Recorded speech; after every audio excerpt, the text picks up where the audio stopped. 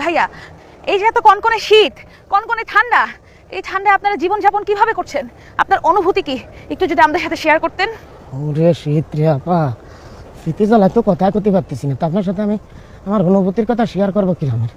এই যে শীত পড়তেছে না, আমার বাপের জন্মে কোনোদিন আমি এত বড় শীত দেখিনি। আমার 14 গোষ্ঠী এত বড় শীত দেখছে কিনা আমি তাও করতে পারিনি। এই শীতের কারণে, এই শীতের ঠেলায় বুঝছেন, বউয়ের সাথে আমি সহবাসী করতে পারতেছি না।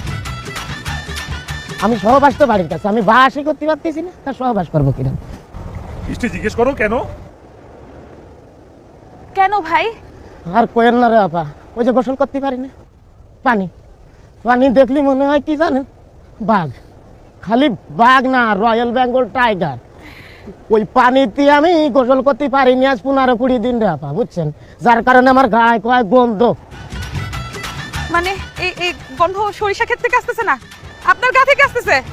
না, সরিষার ক্ষেতের গন্ধ না তো, এটা আমার গায়ের গন্ধ, বুঝছেন আপা।